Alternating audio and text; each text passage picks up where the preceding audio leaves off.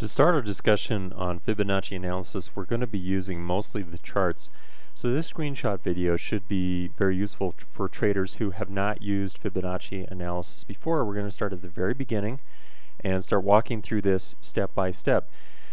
Fibonacci analysis, like most technical analysis, can be used to really conform with the overall trend, and it tends to perform better when used with the overall trend. But it's also very useful for trend traders who are trying to identify periods of time when the market may not necessarily be setting up for a counter trend move, but may be in fact entering a period where things are getting a little bit more risky and where risk control may become more important than entering new positions. So managing existing positions and making sure that your exposure is not too great becomes a lot more important as when you're trading with the trend, and finding those areas where risk becomes more important is one of the things that Fibonacci analysis does really well. So why don't we get started with the very basics. Now, most charting applications have a Fibonacci tool, so a retracement tool that looks pretty much like the one that I am applying right now to this chart of the Euro USD.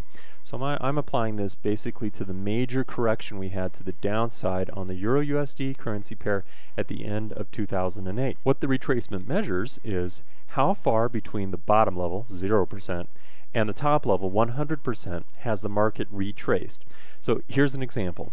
In December and January on this chart, you can see that the market, after hitting this major low, rallied and reached all the way up to the 61.8% retracement level. That means that it got 61.8% of the way to the top. Similarly, the other lines show almost the exact same information, just at different levels. So at the 23.6% ratio level, where the market has retraced 23.6% of the way to the top.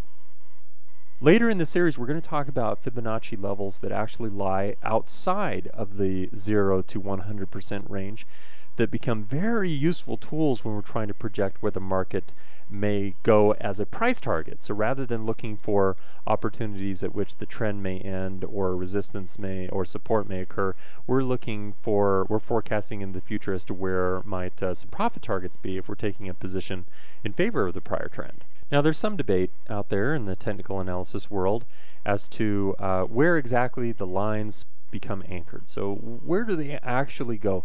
Let's zoom in here just on this part of the price chart where I anchored the top line, and you'll notice that I put it so that it connected to the shadow here, the absolute extreme high on 7/15 of 2008. Now, a lot of technical analysis comes down to personal preference. It's subjective. Support and resistance lines are more often more clearly defined as big fat crayon lines than they are as very fine lines. So some of the arguments may be moot. I tend to like to anchor my Fibonacci levels to the extreme highs and lows. So that means those extreme highs and low shadows rather than the candlestick bodies, just because it represents an extreme in market sentiment, and I want to include that in my analysis.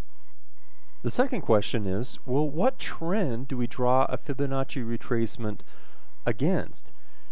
Should it be this trend that I drew, or should it potentially be this one here from the brief spike there in the very beginning of, or the end of September, early October? Which is more valid? Once again, sometimes this comes down to personal preference, and easy answers can be a little bit more tricky when actually applied in real time. But usually what we're looking for are swing lows and swing highs. That means major and very significant highs and lows.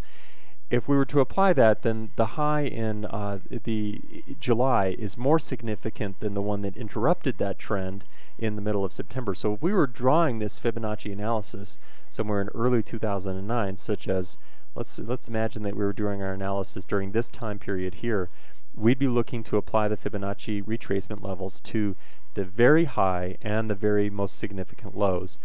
This high here doesn't really fall into that category. This high here doesn't really fall into that category.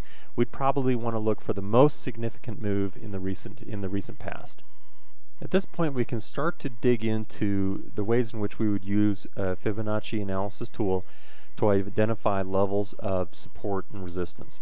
So from the time that we identified this particular trend, we have these ratios that we start to look at as potential, or as I like to call them, candidate resistance levels. So these are levels where the market may rally to these levels, but then that's where we start to expect that we might run into a little bit of static, some consolidations at these points. So here's a for instance.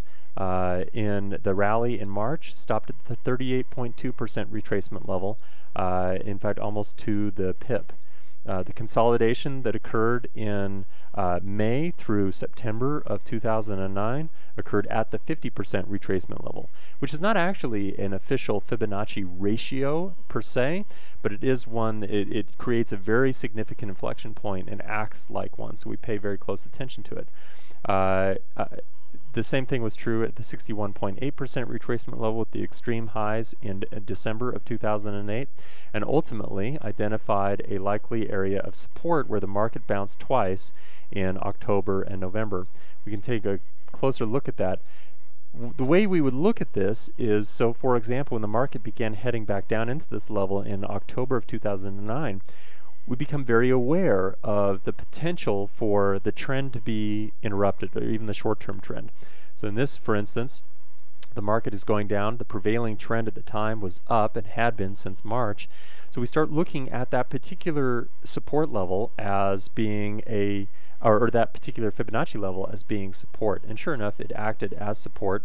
Similarly, although it was later broken in December, we start to look at the next Fibonacci level down to act as a support level, which, as I film this, is currently acting in that role. So we can back up a little bit and you can see how this is played out, where even today we're looking for a potential bounce once again off that 50% retracement level.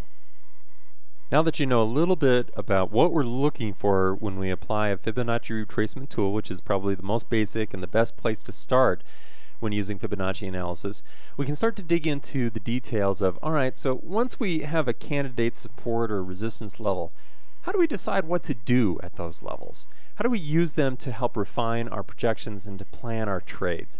We're going to be digging into that through this series, and we'll be digging into some of the other Fibonacci tools available, not just retracements, but projections, Fibonacci fans, and Fibonacci time series.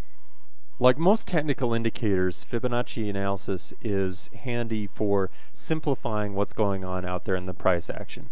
It's a nice paradigm to apply to your price chart so that you can start to filter out some of the noise.